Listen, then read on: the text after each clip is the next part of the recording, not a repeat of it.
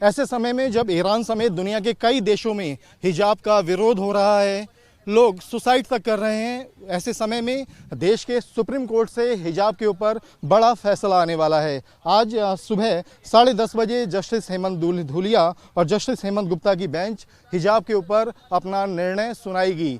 वो तब जब इस मामले पर 22 सितंबर को फैसला सुरक्षित रख लिया गया था और करीब 10 दिन की विस्तृत सुनवाई चली थी। घंटों 23 से ज़्यादा वकीलों की दलीलें सुनी गई दोनों पक्षों की ओर से, जो हिजाब बैन के समर्थन में थे और जो हिजाब बैन के खिलाफ थे।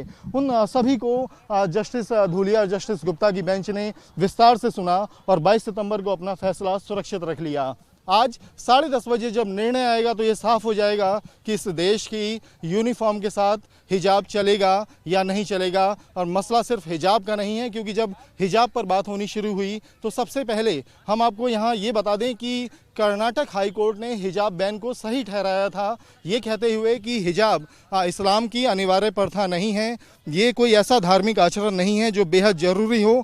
और इस आधार पर हिजाब बैन के जो सरकार के फैसले को सही ठहराया था, जायज़ ठहराया था। उसके बाद जो मुस्लिम पक्ष हैं, जो हिजाब के समर्थन वाले लोग हैं, वो सभी सुप्रीम कोर्ट पहुँचे और इसे इस्लाम की अनिवार्य प्रथा बताई। कुरान के जो तमाम उसमें जो उल्लेख हैं उनके बारे में कोर्ट को बताया गया। हालांकि एक बदलाव भी देखा गया कि जब इस्लाम की अनिवार्य प्रथा बताई गई तो उसके बाद इसमें स्टैंड चेंज किया मुस्लिम पक्ष ने। उन्होंने कहा ये मौलिक अधिकार भी है, अपने जो धर्म को फॉलो करना मौलिक अधिकारों में शामिल है, तो इसे मौलिक अधिकार भी बताया गया। इस तरीके से मामले की दलीलें तमाम स्तर पर लगातार इसमें नए जो दलीलें थे, नए सरोकार थे, वो ऐड होते चले गए। ऐसे में कर्नाटक सरकार की ओर से सॉलिसिटर जनरल तुषार मेहता ने ये दलील दी कि इस पूरे मामले में एक साजिश है। असल में हिजाब 2020 तक कोई मुद्दा ही नहीं था। जब कर्नाटक सरकार ने हिजाब को बैन नहीं किया था, असल में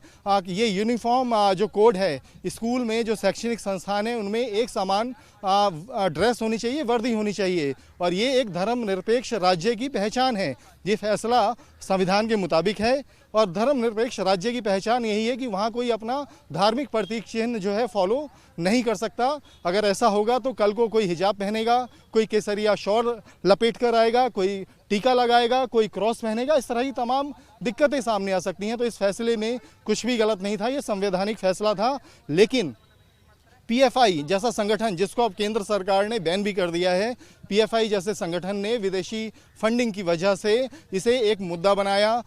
छात्राओं को एक तरीके से बरगलाया गया कि आप अधिक से अधिक संख्या में हिजाब पहने और हिजाब को एक मुद्दा बना दिया गया, जिस वजह से सारा का सारा विवाद हुआ। और ये पुलिस की जांच का विषय भी है कि जो पीएफआई की साजिश है। इस बारे में जब सॉलिसिटर जनरल ने ये दलील दी, उसके बाद जो मुस्लिम पक्ष था या जो छात्राओं का पक्ष था, उन्होंने ये कहा कि हाई कोर्ट के सामने पीएफआई को लेकर यह दलील नहीं दी गई। और तकनीकी तौर पर जो कानूनी प्रक्रिया होती है, अगर हाई कोर्ट में पीएफआई को लेकर ये दलील नहीं दी गई तो सुप्रीम कोर्ट में इस दलील को देने का क्या मायने हैं। ये तमाम इस तरीके से यहाँ दलीलें दी गई और मौलिक अधिकारों पर बात हुई। और अब ये तय होगा कि हिजाब यूनिफॉर्म कोड के साथ मान्य है या नहीं है, क्योंकि अगर हिजाब को लेकर कोई अनुमति दी जाती है तो उसके बाद ये सवाल भी खड़े होंगे कि जो बाकी धर्म हैं वो भी अपने जो प्रतीक चिन्ह हैं उनको फॉलो कर सकते हैं। अगर हिजाब बैन को सही ठहराया गया तो उसके बाद जो यूनिफॉर्म कोड को लेकर सरकार का तर्क है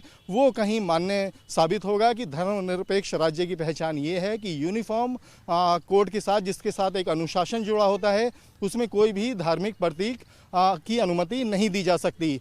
हालांकि लंबी सुनवाई चली, घंटों सभी पक्षों की दलीलें सुनी गईं, 23 से ज़्यादा वकीलों ने अपना पक्ष रखा। लेकिन जो एक्सपर्ट हैं वो कहते हैं कि एक तरीका ये भी हो सकता है कि दोनों जज अगर इस फैसले में एक मत नहीं हुए, कहीं दोनों में कोई विरोधाभास हुआ, तो ये हो सकता है कि निर्णय के साथ ही ये कहा जाए कि मामला बड़ी बेंच के सामने जाएगा। यानी कि अगर 2 जजों की बेंच हिजाब बैन को लेकर कोई फैसला या एक मत नहीं हो पाई तो हिजाब का मामला 3 जजों की बेंच या 5 जजों की बेंच के पास भी जा सकता है।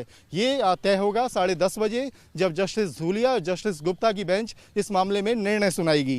वीडियो जर्नलिस्ट सुधीर के साथ अवनीश चौधरी, न्यूज़ नेशन दिल्ली।